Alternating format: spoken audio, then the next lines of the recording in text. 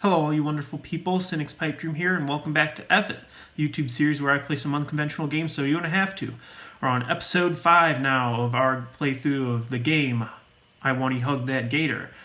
And we're getting into the parts of the game that I don't remember from a year ago. I honestly have no idea what's happening next.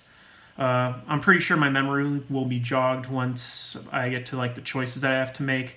But like I said in the last video, I don't really care if I get the same ending or not. It would be cool if I did. I'm wearing my Lucky Doritos Cool Ranch shirt, so I feel like this is going to be a good episode.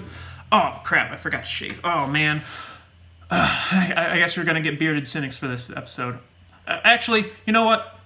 There we go. Good as new. Now let's get back into this frickin' game. I will not be making any saying mistakes. I will not be making any talking mistakes in this episode. I promise you that. This number right here will stay the exact same. I assure you, I'll be a master orator. Alright, let's get into this unknown part. September 25th. It's been nearly a full month and things are starting to feel natural in school now. Well, oh my gosh, I forgot to frickin' turn down this stupid music. It's not stupid. Well, at least compared to my old schools, except now I've actually made some good friends. I'm pretty sure we're good friends anyway. I don't really know how to measure friendship. Outside of that party a few days ago, I haven't hung out with any of them outside of school. If friends just hung out at school and good friends did stuff outside of school, where does that put us? That puts you as just friends, not good friends then. Well, it's still early in the school year. I'll figure out the friendship conversation.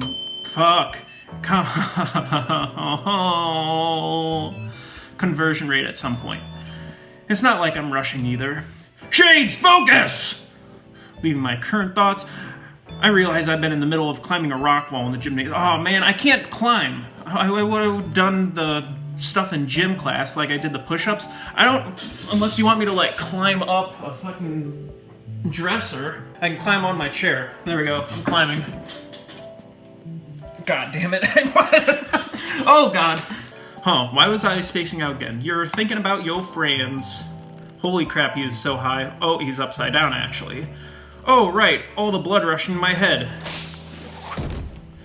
God damn, you are even more concussed than when you got hit in the head by a dodgeball. You just fell right on your bald head. Oh right, peel yourself off my majestic gym floor and hit the showers! Oh man, we're not gonna get a shower scene? God damn it. Whew, made it just in time. I take my seat right next to Olivia and let myself relax for a second. Olivia is, as usual, doodling away on her notebook. I take a quick peek at her new work, curious to see if there is a fly. Did I get it? Oh, I got it! Oh my god. Hell yeah. Bug murder on screen. I take a quick peek at her new work, curious to see who she's trying to turn into a caricature today. Instead, the page is filled with various scribbles of what looks to be a rat. More with the rats, man. She loves rats. The only piece of shading for its fur is just on its head, save for a white spot around its right eye. Looks like the same one she doodled on the note we passed around in history class. The murid mural, did I say that right? The murid mural shows it in various poses and scenarios, some basic and some pretty creative. There's even one wearing a cape and wielding a ridiculously giant sewing needle like a sword. These rat doodles of yours are pretty cute. Thanks. Hey, she didn't get mad at me. Wow, she would usually be like, you, ew, what the fuck? Actually, that reminds me. Look who else I drew over the weekend. Me? She flips a couple pages of her sketchbook and looks it up for me to see. Holds it up for me to see. Much to my surprise, it's none other than Mia. Oh, it's mean Mia. Olivia decided to draw her as what I could only describe in the most flattering of ways as a druggy harlot. Her clothes are even more ripped than her usual attire, her jacket is filled with all kinds of unflattering patches, and her hair is styled into a gaudy mohawk that only detracts slightly from her face full of piercing and rings. In fact, she has a couple of rings piercing her eyelids to the point that I think it would be impossible to keep her eyes open from their weight. And that's not even getting into all the tattoos that Olivia has drawn on Mia's face. You definitely do not want to be caught with this. Mia would beat yo ass. I can't help but let out a snicker at the sight. You like? She's sporting a smug grin as she looks my way. I mean, it's funny, but how can she even breathe with all those nose rings? Doesn't need to. She's full of hot air already. Ah ha ha ha ha ha ha ha ha. The girl chuckles at her own joke. I bet if she saw that, steam would blow out of her ears. Yeah, she'd stomp around uselessly and then do nothing else. Seems like you have a pretty good idea how she works. She's just predictable. It's not rocket science. Holy shit! Oh my god! Who are those people? One of them is the enthusiastic lady, and one of them is, I think, Lunari? What are they doing here? We're interrupted by a pair of students. I recognize them, though I only know one of their names. I'll call her Enthusiastic Girl. Yo, Inko, my homie. My homie. So I saw what you stumbled... Fuck! So I saw what you submitted for the contest, and I just love it. It was so good I just had to show it to my friend. Yeah, man, I just had to come see who made it when Lunara told me about it. And when she told me, I was like, oh my god, I just knew when I saw you, you had that artistic spirit. Pretty damn fantastic, especially for a newbie. I'm a bit taken aback by her backhanded compliment. Still, it's a compliment. The first real one I've heard since coming to St. Hammond. About my art, I mean. Oh my gosh, I never introduced myself, did I? I'm Kiara. It's so nice to meet you. Yeah, likewise. Cool. I mean, it's not that great of a piece. It's just something I had on hand. Last minute? Damn, you're selling yourself way too short there. Yeah, your work is absolutely gorgeous. Yeah, wow, you guys are coming on to me real quick. Yeah, I'm thinking we should hang out sometime. Oh, you slut. Oh, so she's a slut, but the person on the Amtrak is literally called in the frickin' files? I don't get it. Stop trying to get... Stop trying to get into his pants. Oh shit, the bell's ringing soon. Already? Damn. Well, it was nice seeing you again, Inko. Keep up the great work. Be seeing you later. Yeah, be seeing you real soon, Inko. God damn it. I can't help but smile at my new friend! Yeah, new friends! Wave their goodbye and depart. A heady feeling of joy washing through my head as I replay their words of praise repeatedly. In the corner of my eye, Olivia's smile reflects the overwhelming cheer I'm feeling. Though it seems to vanish the moment I look her way. Seems you're becoming the talk of the school. I mean, I hoped I'd get some positive feedback on my work, but I didn't realize it would be that good. Olivia chews her lip in contemplation before turning to me. Say, Inko, can I see your submission? Sure, give me a second. Luckily, I'm prepared, as not only do I have my portfolio drive, but I finally set up a cloud drive for it. Hell yeah, bring it in the cloud. It's as simple as opening up the application on my phone and swiping to the exact digital copy to present it to Olivia. Ta-da! I consider it my magnum opus. Magnum opus, I finally got to say it. Instead of thinking about it in the computer lab. You keep a copy of it on your phone? I've got my whole portfolio in cloud storage. I learned it was good practice from a couple of artist blogs. So what do you think? Olivia squints at my phone and she does her best to formulate her opinion. It's, nice. The compost of it is really something. You mean composition? Yeah, that. You did great, Inko. Huh, getting a compliment from Olivia for my work feels a bit alien to me. But maybe, just maybe, this was the start of something new. Something new. Yeah, I can almost feel it now. Inko, there it is. The reason why it's called Inko. Incognito. Get it? Incognito. Ace photographer, capable of capturing masterpieces through a photo lens. Yeah, that has a nice ring into it. Olivia must see my self-congratulatory grin, because her own drops. Alright, you did good. Don't let it get to your head. When the grin remains, she forces it off by elbowing me in the chest. Warned you. I was gonna leave a bruise. With that exchange behind us, Olivia and I get ready for class. Oh god. Oh, it's Mr. Ayatkin, that's fine. Not Soli. So Soli is secretly the teacher of every frickin' class here. And was the norm here, Mr. Ayatkin began class by some violent abuse of school property. Good morning, good morning. Now, settle down, we got announcements to go over. I sit back in my seat, subtly feeling out the spot where Olivia smacked me to check. Wait, smacked me, to check. Subtly feeling out the chest where Olivia smacked. Oh, just to check for injuries. God dang it. Yep, bruised. That's a quick bruise. Wow, okay. Sheesh. As the pale pterodon continued on reading from the announcement sheet like he did every day, I found myself lost in my own thoughts. Nothing else really happens that I'd consider out of the ordinary. The things that are new, like the school itself, are finally starting to become mundane. Great. Mundane. Hopefully this freaking story doesn't be mundane. Oh yeah, later at lunch, I'm rattling off my best stand-up to Olivia while Damien's out getting seconds. Liz had retreated to her usual space in the rafters. And then he says, "Oh goddamn!"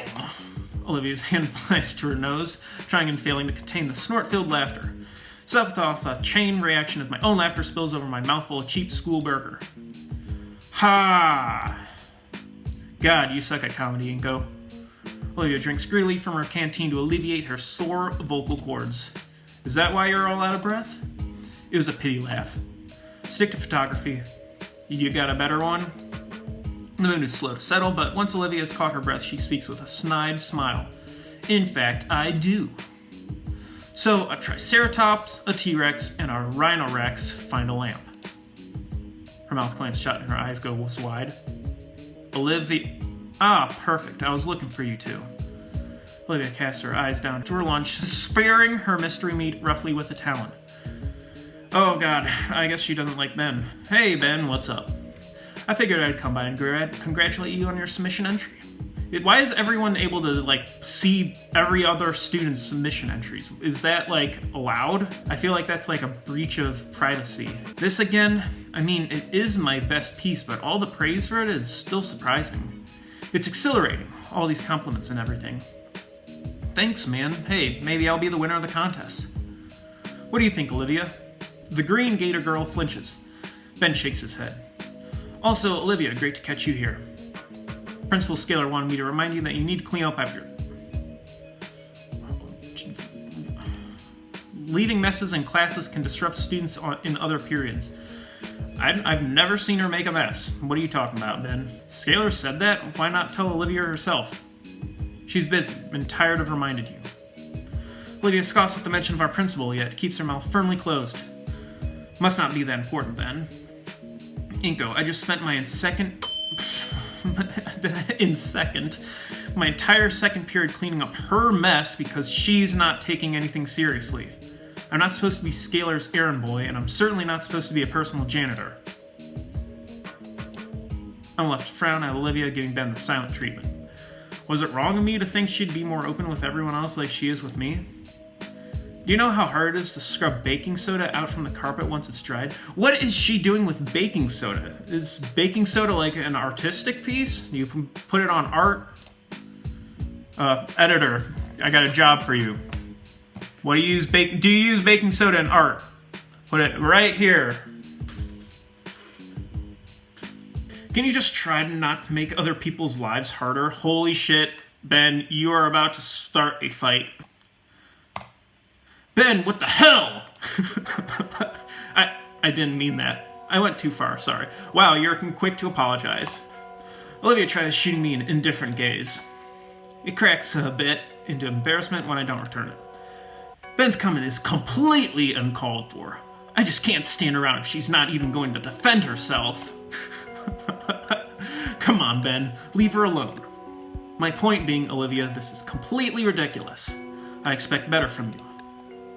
Expect? How could you have expectations? Ben, fuck, Inko, what do you mean? How could you have expectations for her?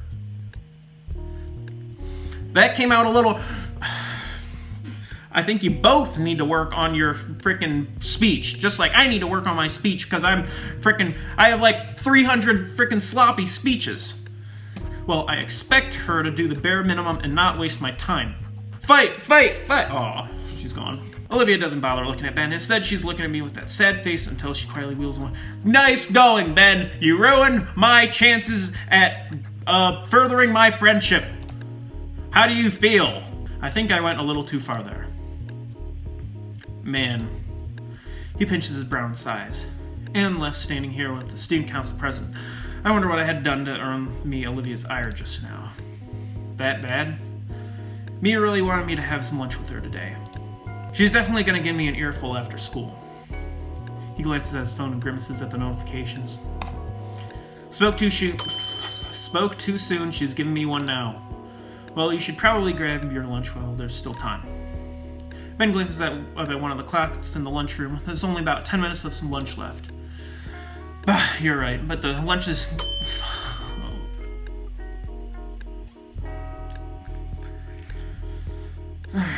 But the lines usually closed 5 minutes ago. His fist hammers his palm at epiphany.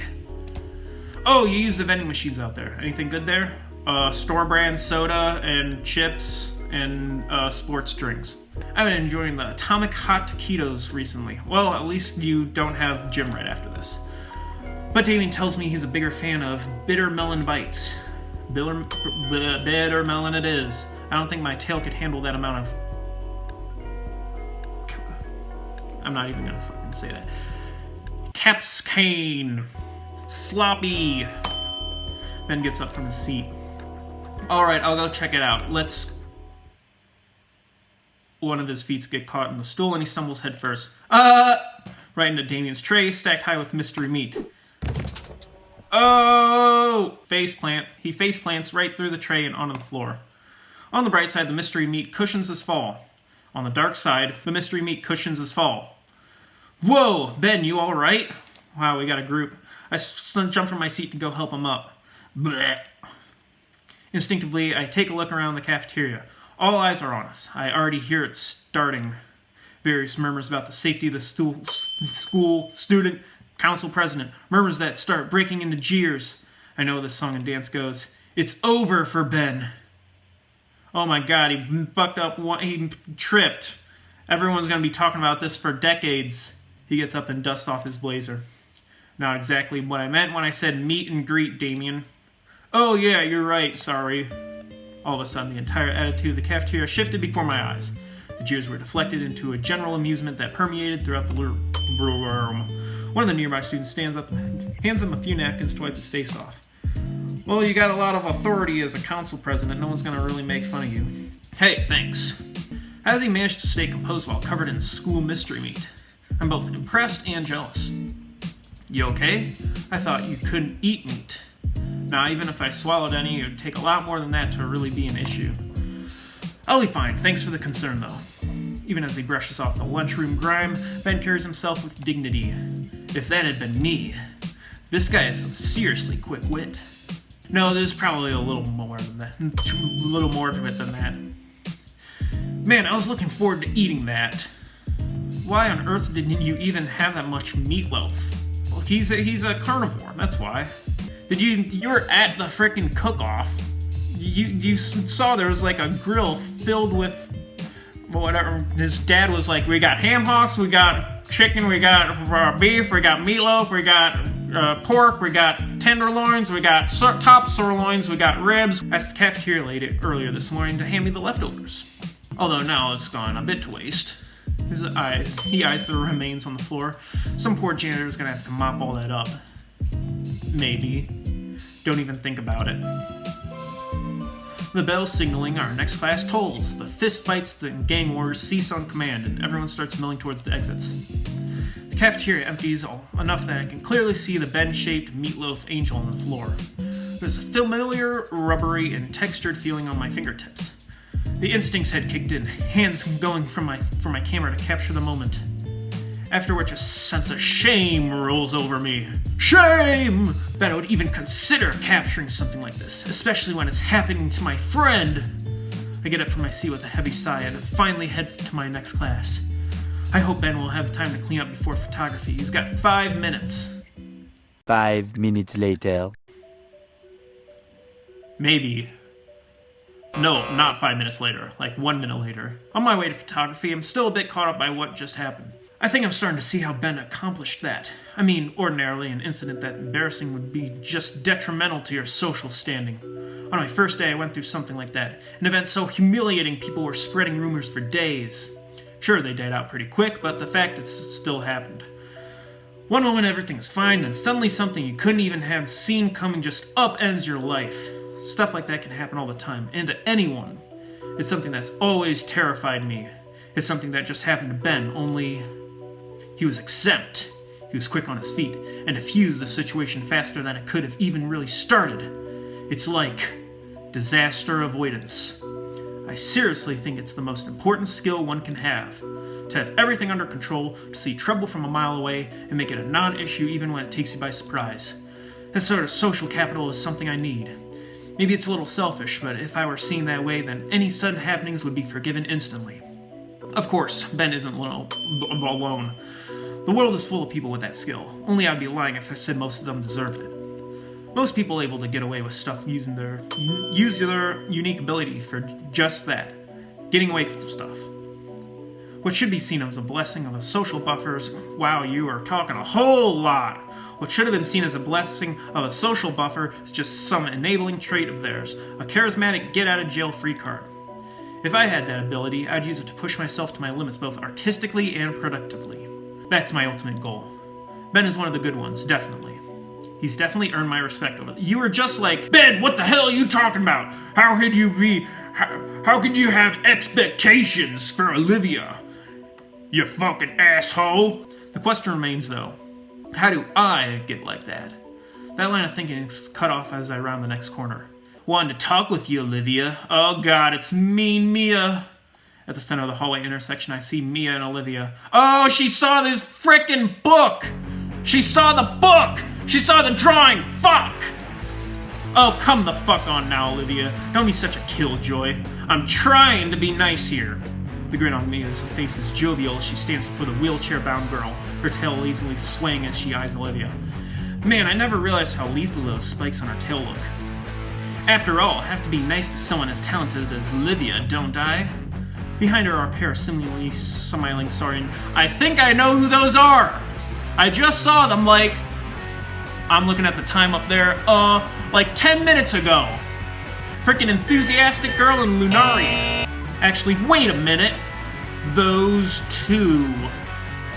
Ah! They're Mia's friends? I mean, she knows her way around a paladin canvas. Right, Livia? A paraplegic Picasso here. That's you, right? I can't imagine how useless you must feel otherwise. I'm so glad you're able to put those thoughts aside and paint some things you like. Mia takes a step towards Olivia, her previous expression taking on a more ominous air. Yet for all that talent and untapped potential, you seem to lack some of the basics expected of a functioning young adult. Mia's lips part, revealing a cool grin. I hear you've been a really dirty, messy little baby, leaving your stuff everywhere in class and getting it all over the place. They should stick you in a cute little bib. Kiara and Lunara laugh, jeering loudly at Olivia. Mia snaps her fingers, causing the two of them to go quiet. I still don't want to believe it.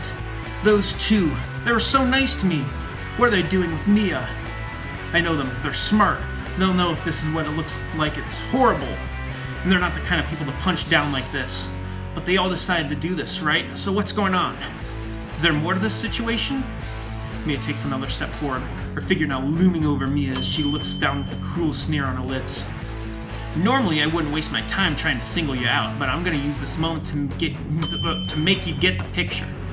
Benny was supposed to join me for lunch, but he had to stay behind to clean up after your mess. You got your issues, you can't ride a bike, whatever. That's your fucking problem. Stop making it mine, Livia. Or do I need to start being a problem for you? Yeah, does Ben look like your nanny?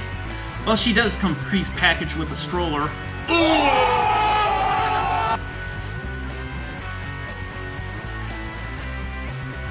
Come on, Mia, that's crossing the line. Not like she could stand up to you, or anyone. What? I'm just chatting with Liv here. But if I did hurt your feelings, I'm really sorry. Kira's beat clicks loudly and repeatedly, while Lunara's hand covers her arm, hide as a giggle. Oh, don't take it so personally, Livia. I'm just teasing ya. Right, Liv? We're all just one big happy family here. Lord knows some of us here could use one. Jesus Christ. I don't even know how to respond to that. I want to hear both sides of the story here. What history Mia and Olivia have for a confrontation like this? I think you're going to be late to photography class, Inko. Oh, look at the time. I gotta go. Sorry, guys. You're on your own, Olivia. Sorry. I think getting this upset over her missing lunch with Ben is extreme, but Mia's friends remain by her side. Completely steadfast against Olivia. Is it that bad? And yet, Olivia says nothing to her. She has her head atop her knuckles of her head like she would during Prockling's history lessons. There are moments where Olivia's tail would press to the floor, shifting her chair back or to the side. It looked like she was attempting to sidestep the conversation with that muscular tail, but Mia's own movements cut off her escape attempts. Mia returns the calm stare. There's no motion, but the staring contest was a fight in its own way, and the first to look away would lose. Olivia's frigid indifference against Mia's piercing gaze. Kira ends up dropping her phone, and both glare at her simultaneously. A draw. Kira, I swear I'll kill you one of these days. Olivia takes the opportunity to move past Mia. Oh, I'm just gonna step right here. Mia takes no time to toughen her stance and continue her spew of insults. What? Leaving so soon? No response. And so quickly, that's almost normal walking speed. I was honestly thinking you need a cooler nickname to go with your need for speed. Hot Wheels. That got her. In an instant, Olivia stops to a squeaking halt, gone with her stoic face, and its face were eyes wide with shock. How the hell? Olivia's pace falters. Mia quickly steps ahead and places a foot on her left wheel. Your brain-dead finhead friend told me back in gym class. He went on about how you had it back when you were still soiling your diapers. Honestly, I think you should embrace it. Wait, what? When did that happen? Hang on. Editor, did I ever say that? Or did Inko ever say that? I know I didn't say that. Inko did, maybe. So say it. Well... Are you...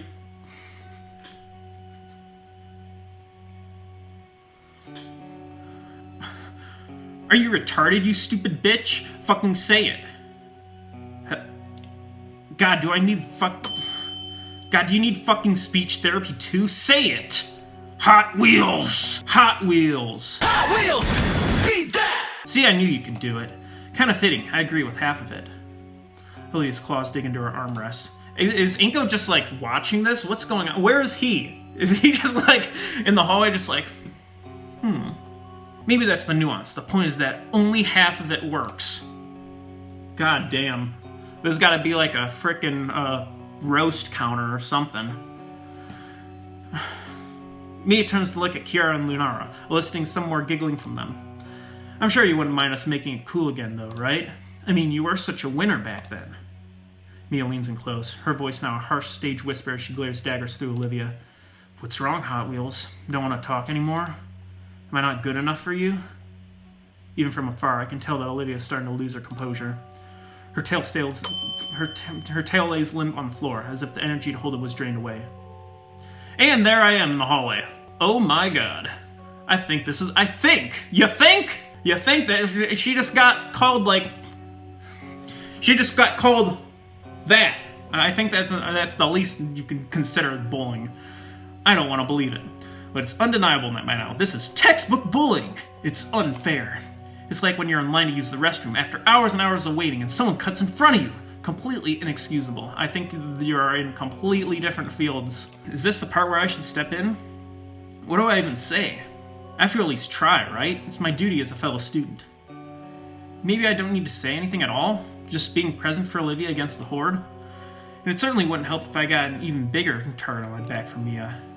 Olivia wrenches herself free from Mia's foot and continues down the hall. The others follow like vultures.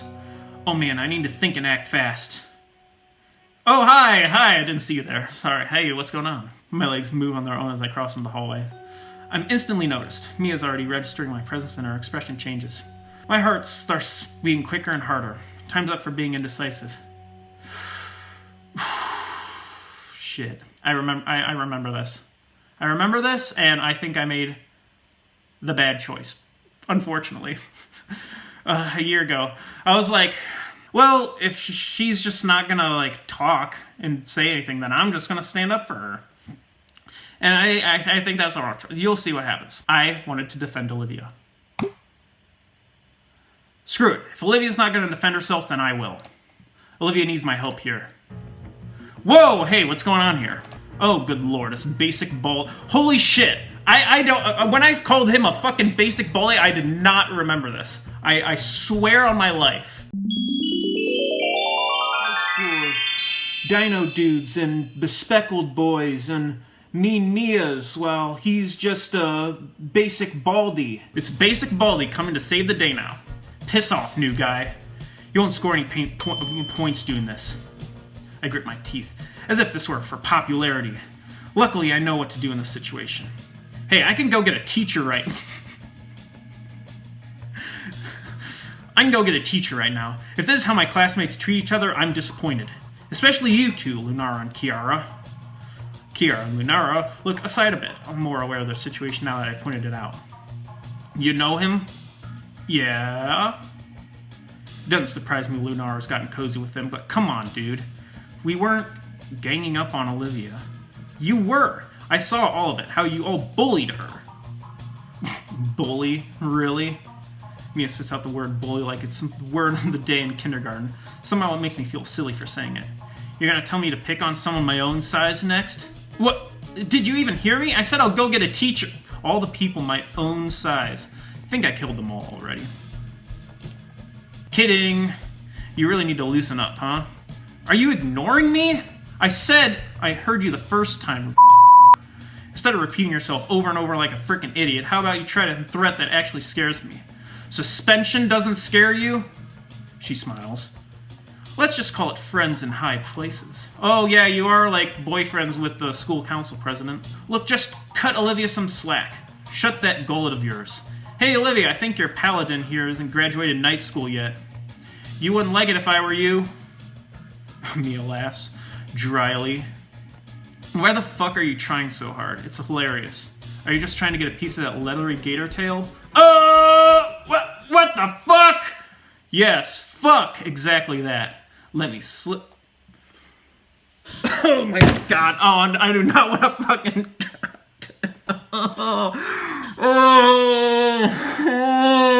I gotta read this. I gotta actually read this out loud.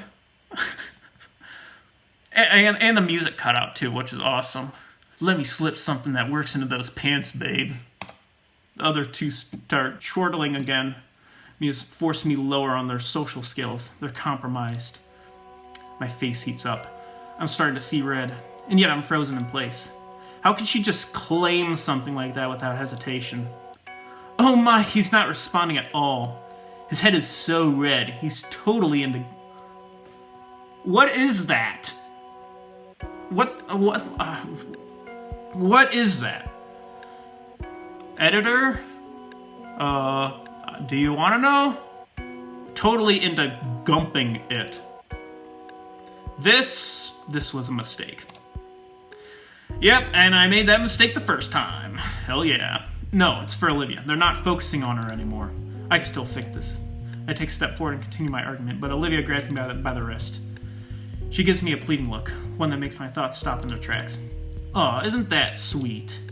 See, she knows you shouldn't be embarrassing yourself more than you already have. Is that true?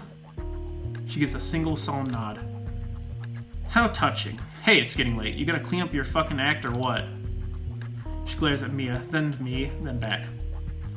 Another single nod. Oh, so I can try basically anything with you and it's no dice, but when things get rough for him, things change. Good to know. Well, that went well. Oh, yeah. The three sun are off and round the corner. I turn to look at Olivia, who in turn scowls and wheels past me without a word. Hey, I got you out of that situation. Why are you getting mad at me? I reach out to her. Olivia, are you... She smacks my hand away. I'm sorry. It's just that I couldn't sit back and let Mia trash you like that. Olivia stops in her tracks for a moment, her head turning back towards me. In her eyes, I don't see any anger or sadness, only disappointment. Her citrine eyes are downcast, her claws kneading the cheap leather of her armrest. It takes me a second to realize that Olivia isn't talking to me. Forget it. Great. Well, that fucking blows. Olivia doesn't even wait for me to say anything back to her request. Her arms push roughly on the rims of her chair, which takes off down the hall without as much as giving anything or anyone the time of day. Hell yeah! I love making decisions that have utter and dire consequences. History class is as bland as it usually is. Procklin continues prattling on about some sort of historical event, but most of my attention is on Olivia. She has her hoodie over her head and looks lost in thought. That altercation must have shaken her up more than I thought it would be. A part of me wants to ask if she'll be okay, even though I'd already asked 3 times already, but the last thing I'd want to do is prod at her. Soon enough, class nears its end, and Olivia uses her accommodation to leave the class early. Besides, we can talk about it after school if she wants to. You said that you don't hang out with them after school, or at least the last time you did, and the only time you have is at the party. So what's going on? The more I think about it, the more I realize that I had my first real confrontation with a bully at a school. I'd heard once that when you get into a fight for the first time, you throw up from the adrenaline. No fists were thrown, but I feel about the same right now. I wring my hands together and try steadying them. Geez, I'm a wuss. I stood up to Mia for Olivia and I end up in this mess. The final class ends and I'm set free for the day. Hey, look at everyone outside. Stepping out of St. Hammond's main entrance, I'm surprised to see my friends huddled together in a tightly knit group. I usually don't see any of them after school. I always assume they left as soon as the bell rang. Hey guys, what's going... Inko! Damon looks exceptionally worried as he glanced at me. Inko, you believe me, right? Pardon? Olivia's nostrils flare with an exacerbated snort. I didn't mean for any of that to happen. What's the matter, Damien? When Mia asked about that nickname stuff from so long ago, I just blurted it out.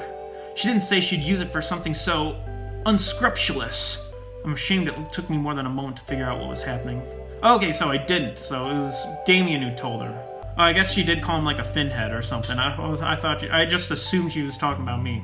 Guess Damien feels culpable for what Mia said, but why?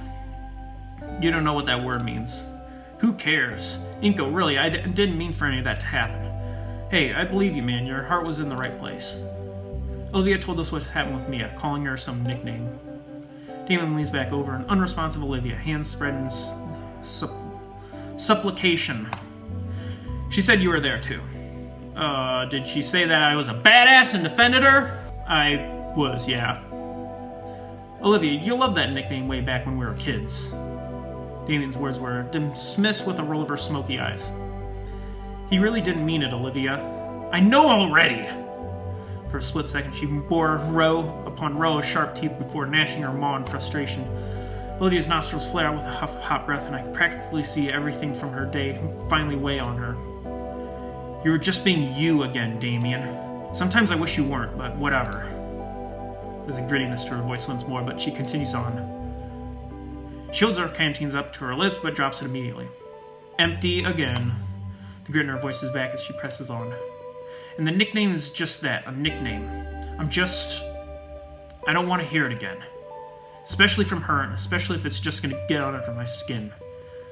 Olivia stares at Damien for a while before breaking contact to glance at Liz and I.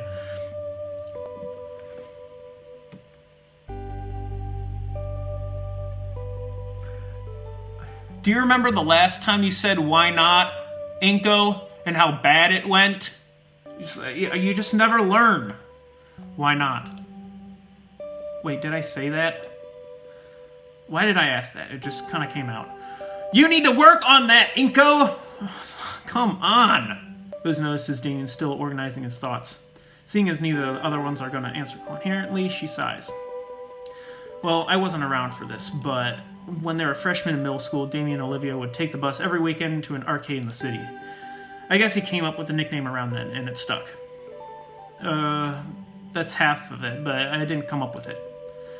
I brought a chunk of change with us to play stuff with each other. A match on, and just about anything there was a quarter. Probably still is, but I don't think I won even once. Once she stood to win something, it's just like a switch went off in her head. I'd never seen Olivia get like that. Some of the teenagers were watching too, they saw everything. A couple challenged her once and ran out of cash, and sure enough, she ended up clearing house all afternoon. It was all she could talk about at school all week until we can go back for more.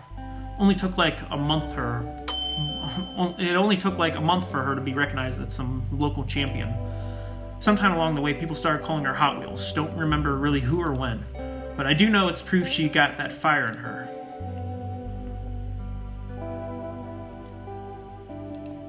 Wow, yeah, that's... I had fun back then. Guess I forgot I wasn't supposed to bring it up. Have things really changed that much? And you did, again. Damien hisses to himself. Sorry. Just can't help yourself. But you're right, that was the best time of my life. The name Hot Wheels belongs to a 10-year-old me, not current me. Hey, that's a great story. To be recognized so well that you got a cool nickname, that sounds amazing. Being a champion, being a winner. Why all the disdain for the title? I'm not. What? I'm not a winner anymore. Because you don't go to the arcade anymore? If this is the one I'm thinking of, it's only like a half hour away. Olivia looks at Liz as she just recommended everyone watch the newest Netsticks anime. Well, if this story's anything to go by, I'd like to see you be a winner again.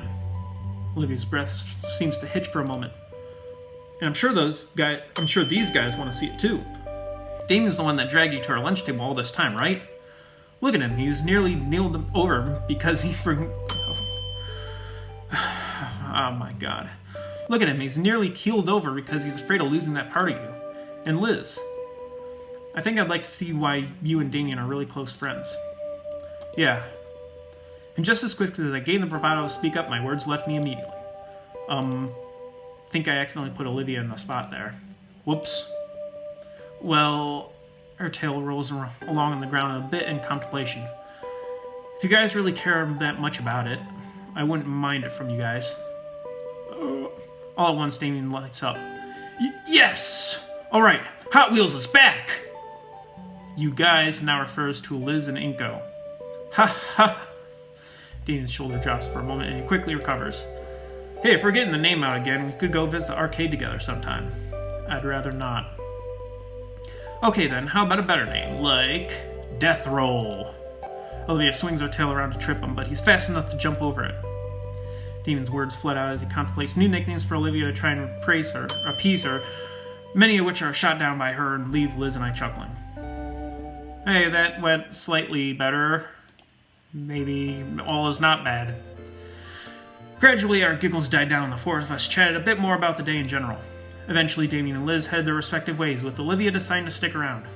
Most of the school is filtered out to their various homebound rides or to their after-school activities, leaving Olivia and I all alone. Hi. Hey, I'll roll with you. Really? I mean, I don't mind, of course. It's nothing. House is only a few block. House is only a few. Fuck! I did it 2 times in a row. House is only a few blocks anyway. Away anyway. Besides, I'm sure someone would beat you up and take your lunch money if I didn't. There's plenty of time to make it to the next train, so the two of us take it easy. The sun finally managed to break through the autumn clouds, making the walk almost unseasonably warm. Man, I thought the last day of summer was weeks ago. Huh, it was. I don't mind it staying warm longer, though. Feels pretty great to me. Olivia gives her chair an extra hard push, letting herself glide by unaided for long enough to stretch out her arms and bask in the sunlight. I might have figured you liked the heat. Oh, what, because I'm a dino? No, you're a gator. Wait, gators are dinos. Maybe. Editor, are gators dinos? No, not like that. I'm just playing. Relax. You're pretty touchy on that stuff, aren't you? Two of us finally make it to the train platform, nestled as it is off the main street. I can see the train a few blocks away, our walk timed up with its arrival perfectly. I just think it's important to be educated is all. Even if you are, what, the only human at our school? Olivia flashes me a cheeky grin as my train pulls up. I've got to admit, but her mischievous nature is a little infectious. As the train doors open, I leave Olivia with one final jab, something I know she'd appreciate.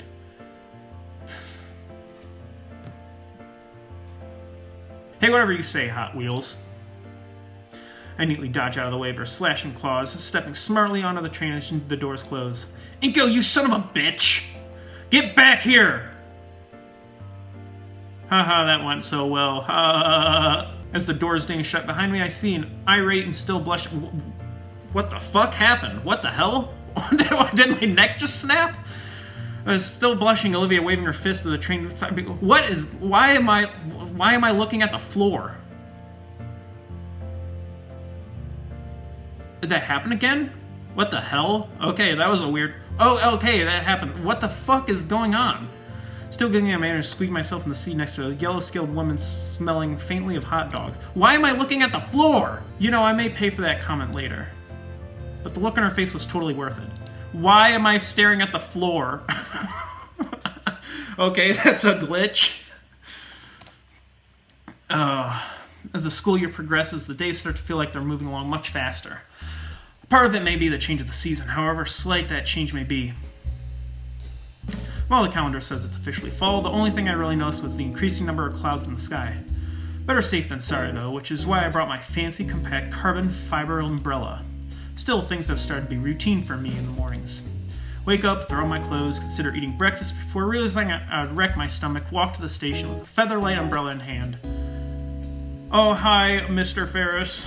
And wouldn't you know it, I ended up having another chat with Mr. Ferris on the ride to school. Hello, Mr. Nito. How are you this morning? Doing fine, sir. Thank you. How are you? I'm doing well. So, my niece told me over the weekend that you and Olivia were in a predicament of some sort. Yeah, Olivia was being picked on by someone, but it's not a problem anymore.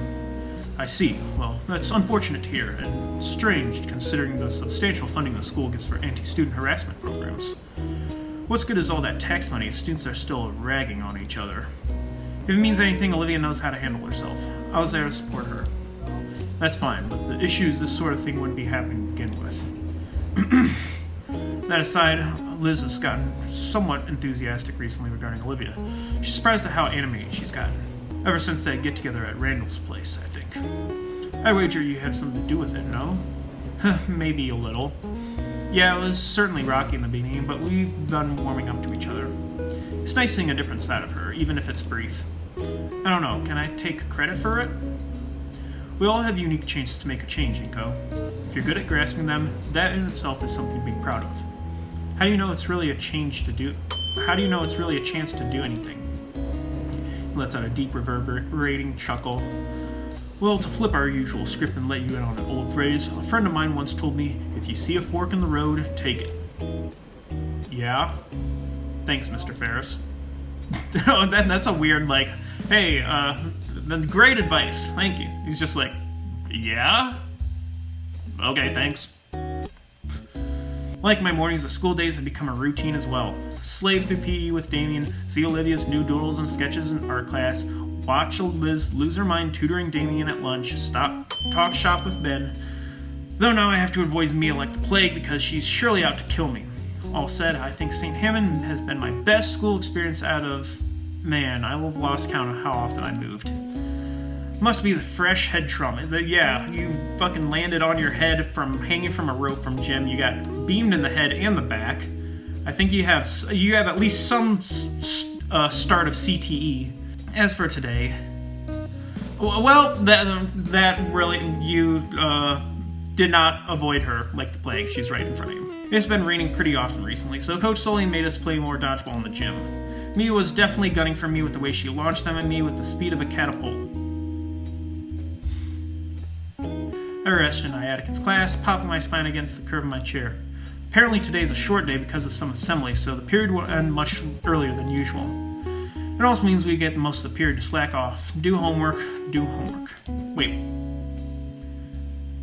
It also means we get most of the period to slack off, do homework. I glance at the desk next to me in the hopes of catching Olivia's latest artistic masterpiece when I notice she's not drawing and instead only fidgeting.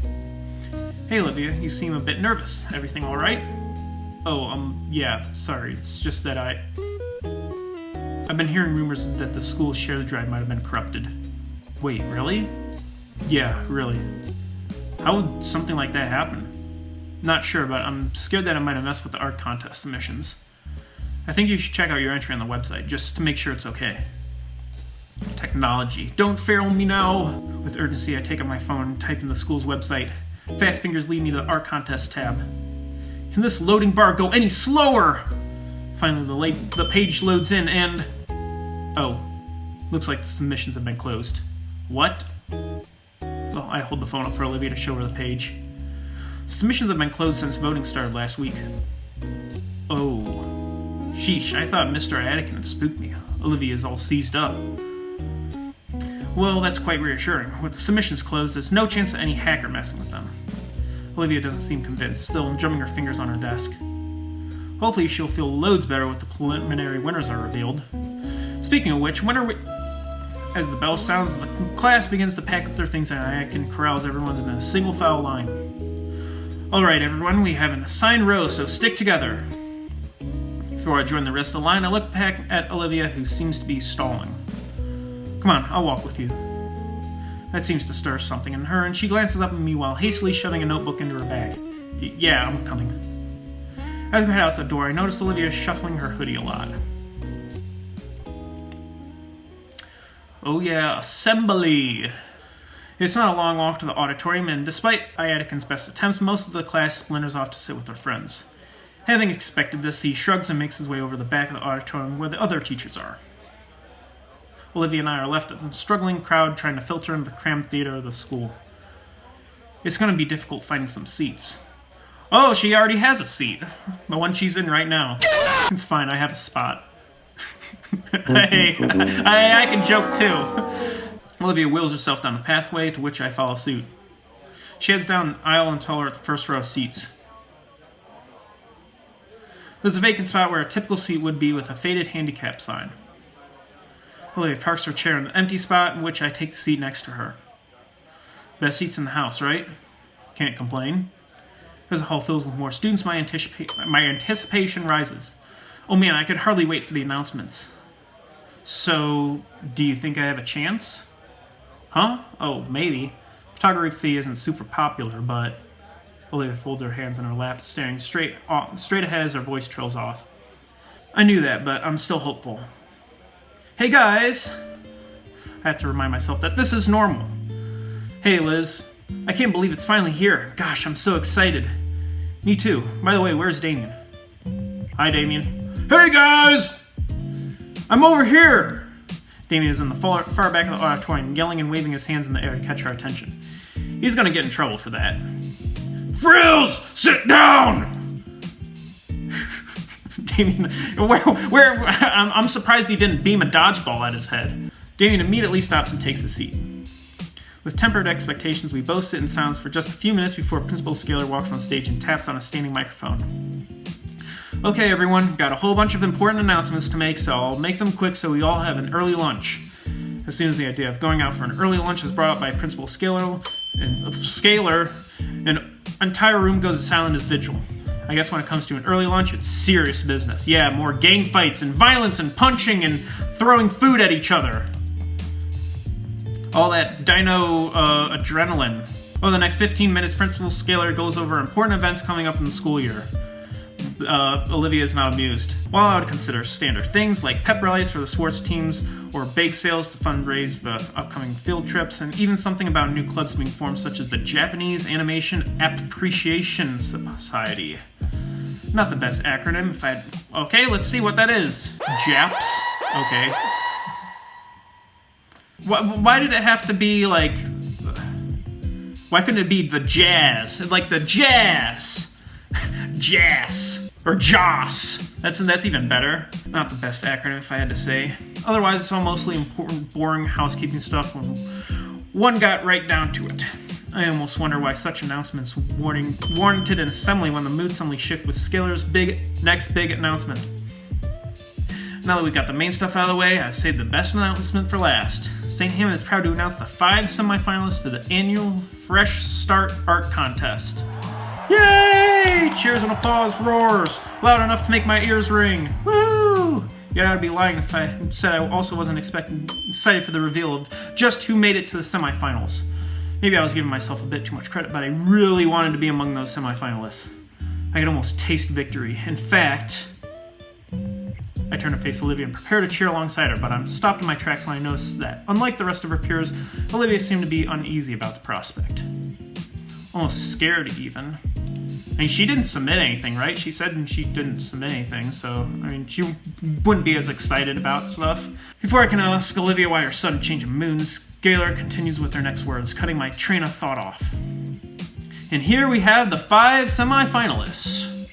Pieces of the 5 skillful students who had beaten all the other competitors come up, followed by the names of the victors right above them.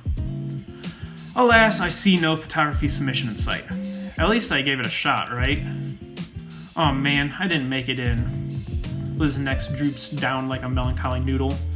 I can't help but feel pity for the bummed-out Brachiosaurus. Checking on my phone, I see... Tell Liz to come back here, bro. Hey, I'm just gonna bump your side. I'm sure Damien's got that handled. God damn, her neck. Despite my sullied mood, I look back to the semifinal winners and couldn't help but be amazed by them. Each artwork is impressive in their own right, their colors blending wonderfully and their figures beautifully designed. It's easy to see why these were voted as the winners. The last one especially catches my eye. The scenic landscape with a setting sun looks stunning. If not for the slight stylization of the skyline and fantastical color palette, it could probably pass off as a real photograph with some filters pasted over it. I'm no art critic yet, but if I were, I'd label it as a masterpiece, easily the best out of all of them. Let's give our winners a big round of applause. Yay! No applause, I guess. The auditorium fills with the usual kind of clapping one would expect in an event like this.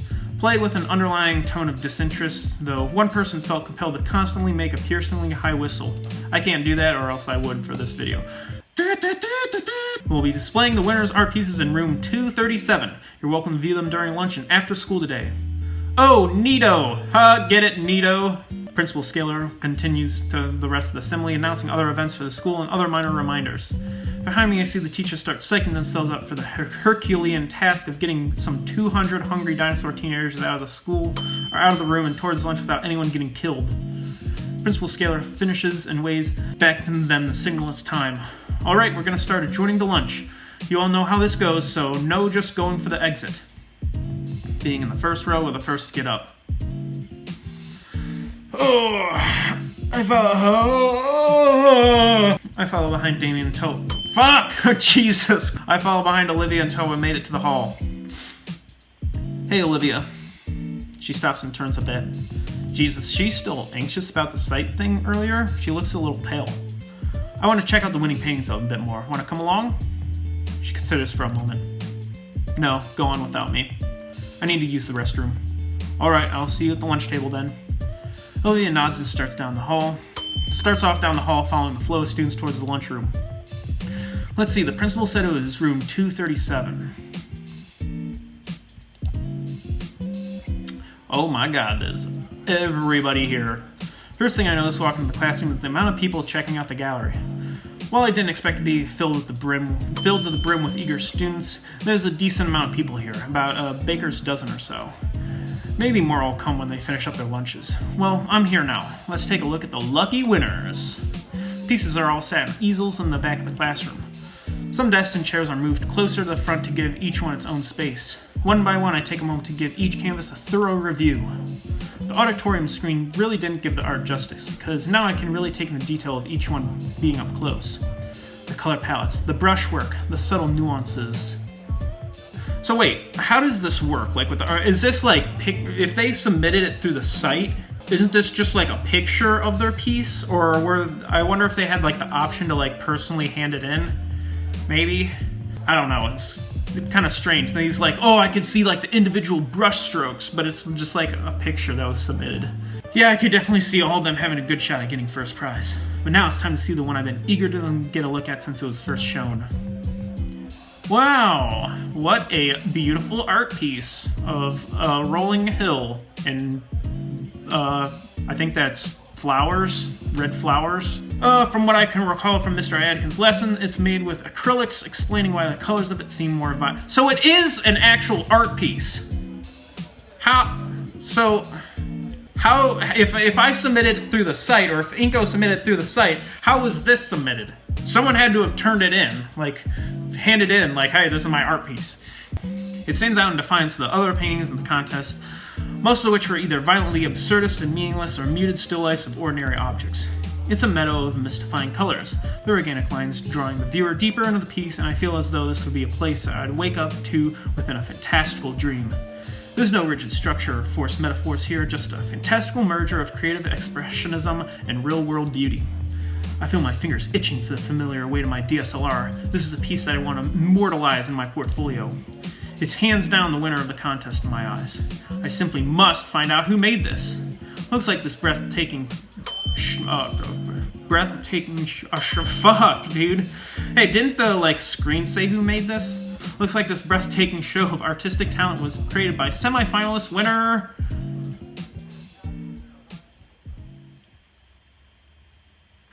Me! Hell yeah! Boom! Oh. I guess I got corrupted. That's a problem. How the fuck does this happen? Oh, fuck, dude. Ah, Inko, I'm glad you swung by. Looks like you're admiring the art contest entries. I told you that St. Hannah's artistic programs are unparalleled. That's not mine. What's not yours? I try to say more, but the words don't leave my mouth. Ben's eyes follow mine to the bottom of the painting in front of me, and I watch as he makes the same realization. I think everyone who has talked to you has... I feel like a lot of people know that, he's a photographer, because he's like, I'm into photography, and then...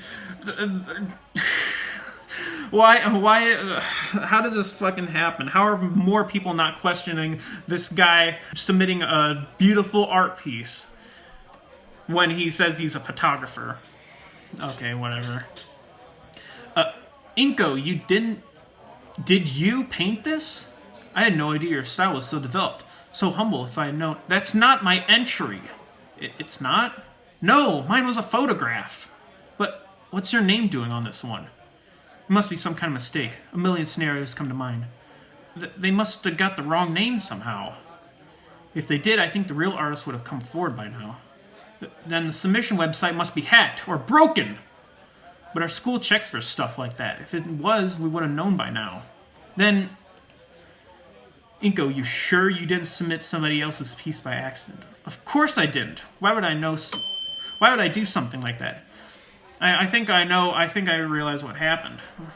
Well, I also remember this part from my playthrough, but I think you guys can figure out what happened. You're the only one who can log into your account, Inko. Jesus, a flash of lightning just burst through the school. Everything suddenly stops. I guess we can go, my account. Did somebody... Look, relax, all right? We can get this sorted out. Just don't panic. Ben lowers his voice. But Inko, just to be clear, what? You didn't just get a bit of extra help, right? Ben looks at me through the edge of his glasses, eye to eye. There's some real stakes in this contest. Cheating is taken seriously, especially fraud. The word echoes around inside me. Fraud. It makes my bones chill. There's ingenuine, faker, liar. They're all bad in different ways, but fraud is just dripping with frigid condemnation. No, I swear, I submitted a photograph. Ben relaxes his shoulders. Alright, just making sure. Sorry to alarm you. It's protruding how I can go from deadly serious to jovial like a flip switch. You gonna be alright? Sorry, I need some air. Hey, feel free. I'll let Skeller know, okay? Yeah, thanks, Ben. No problem. Take it easy. Ben offers me an earnest smile, waving to me as he steps out of the room down the hall.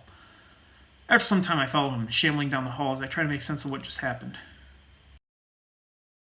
I thought everyone actually liked my photography, but they all thought I was some kind of expert painter instead.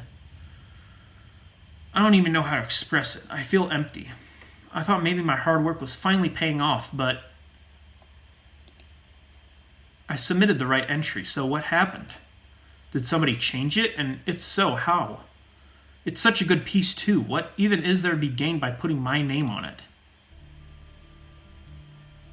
I wander aimlessly through the halls. The thought of missing lunch passes through my head, but there's a different sort of emptiness pervading my stomach.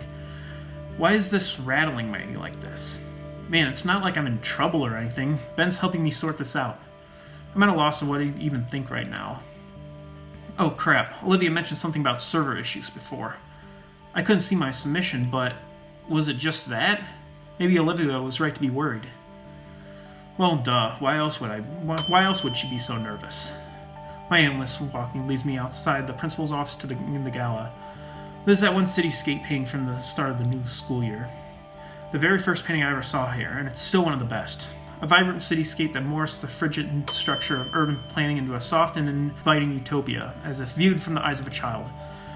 The sky above the city is a beautiful shade of crimson, with radiant clouds clustering along its length. If the art contest submission was the best painting I've ever seen, then this one comes close. I can only imagine the accolades she must have gotten for painting this back then. You know, for a while I've gotten to have that experience. I got to step in the shoes of an artist much better than myself. Maybe that was the intent? All the praise, approval, everything I've been wanting. Just for a while, it was given by an anonymous stranger, whoever that may be. Actually, this gives me a bit of an idea. If I'm clever and Olivia's up for it, this can be a cool way to get her to show off her painting more. Everyone would like that. Maybe that's what she needs. I could act as, like, a personal publisher for her if she doesn't have to deal with people.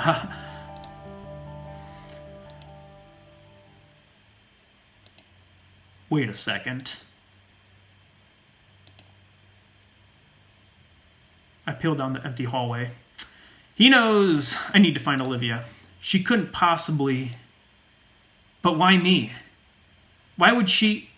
Think about it only increasing my worries and desperation to find out who I hope it to Raptor Jesus isn't the culprit. I haphazardly check all the places where Olivia could be, but can't find her anywhere. My hunt for the baryonyx, editor put a picture of a baryonyx. That's Olivia! Leads me to the second floor of the atrium. It feels like there's a lead brick in my pit of the stomach. A lead brick in the pit of my stomach. Oops, oh my god. Go back, please. As I internalize my current situation. A soft pattering of rain hitting the window grabs my attention. I see a gloom-covered Volcovdaria outside. My eyes wander along the school's pathway, covered in mud thanks to the earlier rainfall. Wait a minute. Those look like tracks in the mud. I burst through the main entrance doors, and am met with a feeling of droplets hitting my head. Outside, a dark overcast has rolled in. The forecast called for on and off rain during the day, but pretty gnarly clouds. Makes it look almost dusk around. Crap, what am I wasting time for? I follow the trail with urgency, fearing that the rain will wash it away. Looks like it goes down the whole pathway. I ignore my clothes becoming progressively damp and the water collecting in my shades. Eventually I round a corner that leads to the bridge and I see a distressing item at its end. Damn.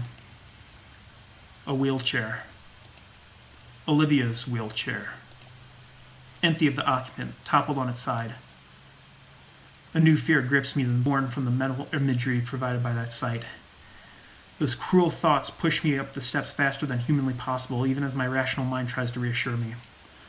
Running across the deck, my breath is caught in my throat when I reach the middle.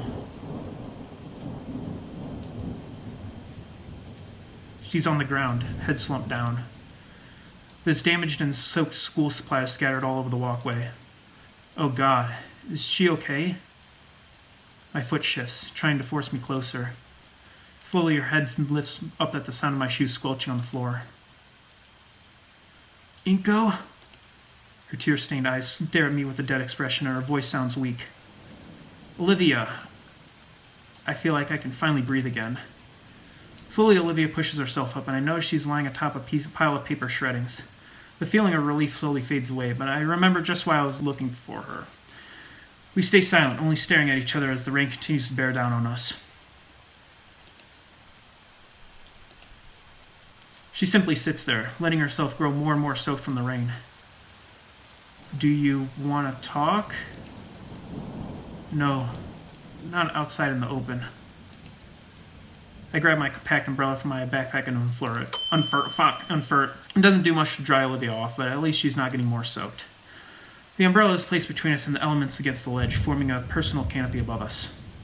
Here, now we're alone. There's space next to Olivia to take a seat. It's odd. We've sat together before, but sitting on the ground in the rain, and the room is just a little claustrophobic. There's bits of paper melted on the pavement, soaked by rain. Though torn apart and waterlogged, I can sort of make out a tree. A rough sketch of one, anyway. Like the one that stood prominently in my false submission. I didn't see a tree. Editor, put a picture of the frickin' submission. I saw 0 tree. So you did do it. Inko, please, I can explain. I didn't have a choice. What?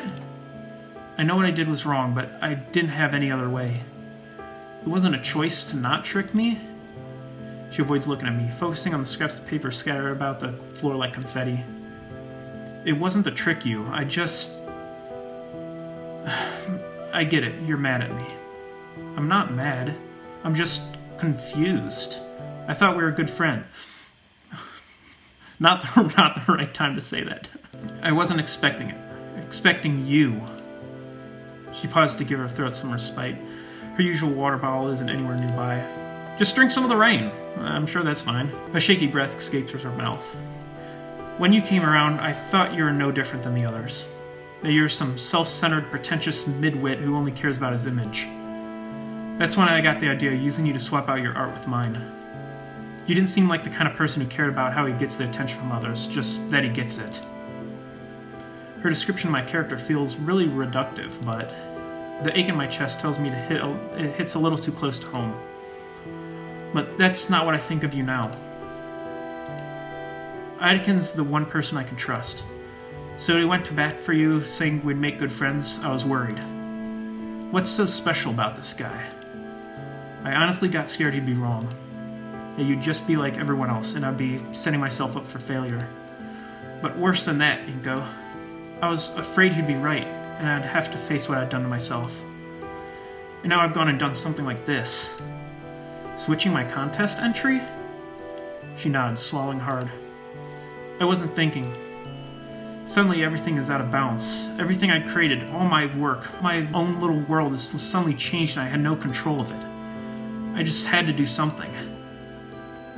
I didn't know I was doing that. I'm sorry. She stops to process my words and continues. I knew I'd get caught. It's stupid. I was just hoping for it, even. Someone to figure out that it was swapped so it would be changed and everyone would be none the wiser. She turns to face me with her silver eyes well with tears. I'm sorry. Please don't hate me. I just don't want to go back to being the person I used to be. The person who didn't care about hurting you. Her head tilts downward with a violent hitch of breath. Ivory claws extend the grip at her knees on a painful display, and yet Olivia chokes back any sound she'd make. Her body shudders with every heavy breath from her, and I realize that every last defensive barrier she had was completely gone. Olivia's laid herself bare, leaving only the crying girl desperately trying to silence her pitiful tears. But why do all this? I can't hate you. Why do all this sounds like you're being a questioning douchebag. So, Olivia, I can't hate you. You just made a mistake, so everything will be fine. This will all blow over, just like me getting hit in the head with a dodgeball and being the talk of the school for like a couple of days. Faced with those unbidden warnings from Olivia, I'd have to be a heartless bastard to do anything but accept her apology. It's clear that the guilt has been rotting in her conscience ever since. What she did was wrong, no doubt about it.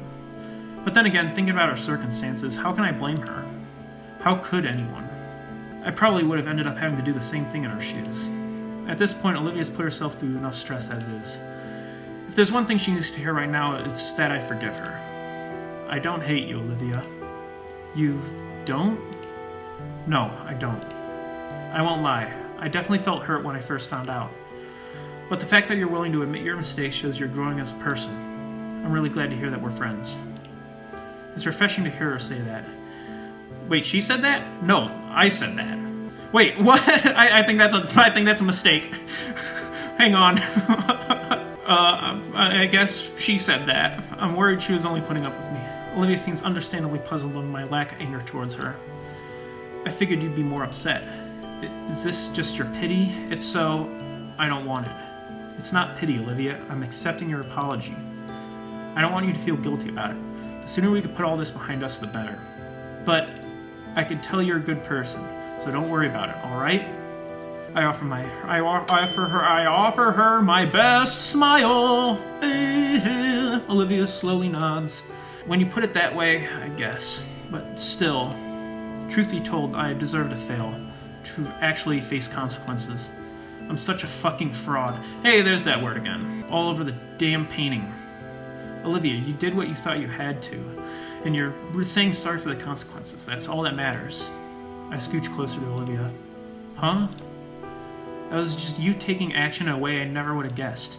A crime of passion, I think it's called. I'm probably wrong, but she gets the idea. The world runs on those. You don't need to change. I don't think you did anything wrong. She leans her head against the wall of the railing before looking at me with a half smile. Thanks. You're right. I'm just throwing everything away like an idiot. I'm just scared. I'm here with you. I coax the rest of the tired grin from her, and she looks down at the shredded papers again. After that, after everything was said and done, things became quiet. Beneath the solace of my umbrella, we relaxed together. At least until Olivia starts shifting uncomfortably. I sit and watch as she takes her calves and shifts them to their side with one hand. Her tail coming around and presses into the paper-filled floor before her, keeping her upright as she starts to lean forward. Finally, with the strength of her tail in one arm, Olivia lifts her hips from the floor and swings her shins fully beneath her. She smiles and mills over me. You just going to sit there? Crap, I guess I was gawking stupidly. But it's just so fascinating seeing the girl maneuver herself in these odd yet well-practiced ways. I'm kind of jealous, actually. I wish I had a tail to do. I wish I had a tail to do some of the things she could. I press my hands down on the floor and push myself up. I don't know why. I just thought to stand, but instead I shifted myself to a kneeling position too. We're face to face now. Oh! Oh! I did the fucking thing! Hell yeah! Let's go!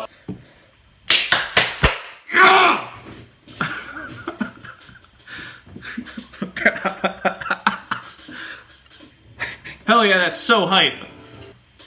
My hands hurt now. I did the motherfucking thing! The game can end happily. For a split second, I feared the worst as Olivia drew me into a hug. Boom! I don't know what she would do, but this? I like this. I like this! For how strong her arms are, how they're wrapped around my chest feels exceptionally tender. My own arms have enveloped her, returning the embrace in a similarly soft way. And as our arms loosen, I draw back, though I don't want to take my hands off her. That was nice. Don't make it weird. Don't make it weird, Inko! I'm sorry about that. Through the sound of rainfall hitting the umbrella, my ears suddenly pick up the noise of what sounds like squeaking. What the fuck is that? I look down and see that there's something shuffling in Olivia's pocket. Oh my god, it's a fucking it's the rat! It's the rat that she's been drawing.